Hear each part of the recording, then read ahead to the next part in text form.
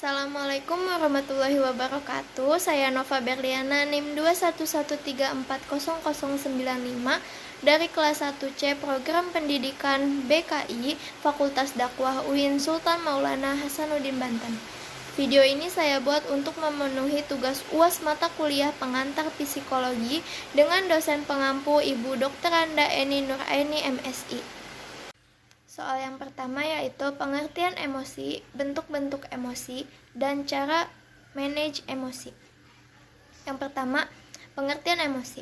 Emosi adalah perasaan atau reaksi seseorang terhadap suatu kejadian. Emosi dapat ditunjukkan ketika senang, marah, atau takut. Bentuk-bentuk emosi yaitu malu, jengkel atau benci, terkejut, cinta, kenikmatan, atau rasa puas, rasa takut, kesedihan, dan marah. Cara mengatur emosi yaitu menenangkan diri, bersabar, berzikir, banyak membaca istighfar, dan ingat kepada Allah Subhanahu wa Ta'ala. Soal yang kedua yaitu pengertian motivasi dan pengaruh motivasi. Motivasi adalah keinginan seseorang untuk mencapai tujuan atau bisa sebagai dorongan perilaku seseorang untuk berbuat suatu tindakan yang terdapat tujuan tertentu. Pengaruh motivasi yaitu akan memiliki perbedaan sikap dalam dirinya. Dia akan lebih semangat dan memiliki daya dorong lebih dalam kegiatan pembelajaran. Soal yang ketiga yaitu mengapa pengantar psikologi sangat penting dalam bimbingan dan konseling di masyarakat. Psikologi penting bagi konselor agar bisa lebih tepat sasaran untuk menentukan perubahan perilaku yang diinginkan. Psikologi juga berguna untuk menentukan strategi atau metode untuk menghubungkan karakteristik dan keunikan setiap individu. Konselor menjadi sosok yang memberi motivasi untuk memberikan dorongan. Pentingnya psikologi untuk berinteraksi secara lebih bijak, penuh empati, dan menjadi sosok yang menyenangkan untuk masyarakat. Hal yang keempat yaitu kepribadian manusia menurut Hippocrates.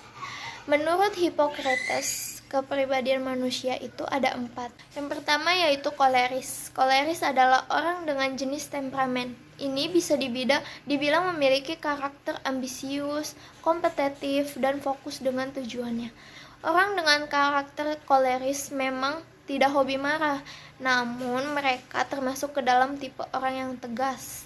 Mereka bisa dikatakan sebagai orang-orang visioner yang tidak pernah kehabisan ide. Para koleris memiliki kecenderungan untuk menjadi pemimpin. Bidang pekerjaan yang cocok untuk kepribadian ini adalah yang berkaitan dengan bisnis, hukum, teknologi, teknis, dan stat. Yang kedua yaitu sanguinis. Sanguinis merupakan salah satu temperamen yang fleksibel dibandingkan dengan 3 karakter lainnya. Orang-orang dengan kepribadian sanguinis cenderung people-oriented dan sering mengajak orang lain untuk bekerja sama. Mereka adalah tipe ekstrovert, ceria, impulsif, ekspresif, dan penyayang. Walau begitu, para sanguinis termasuk orang yang kompetitif. Mereka juga suka melakukan kegiatan fisik dan olahraga karena hasrat mereka untuk berada di keramaian dan aktif di banyak tempat.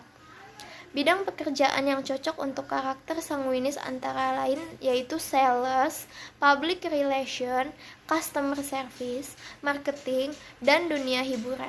Yang ketiga ada melankolis. Kepribadian ini sering diasosiasikan dengan sifat-sifat tertutup seperti introvert, private, analitis, dan faktual dalam berkomunikasi.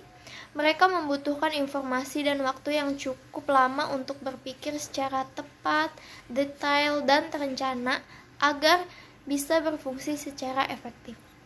Orang dengan tipe kepribadian ini cenderung pemalu dan curiga terhadap orang baru, sehingga mereka merasa perlu mengetahui tujuan dari orang tersebut. Kepribadian melankolis juga cenderung sensitif terhadap perkataan atau pemikiran orang lain mengenai diri mereka. Melankolis termasuk jenis karakter yang suka kerapihan, maka tipe pekerjaan yang cocok bagi mereka adalah berkaitan dengan riset, seni, sains, akuntansi, administrasi, dan kerja sosial. Yang keempat ada flegmatis. Flegmatis bisa dikatakan sebagai kepribadian yang pasif dan tidak ambisius. Mereka cenderung introvert, tenang, tidak emosional, santai, sabar, dan ragu-ragu.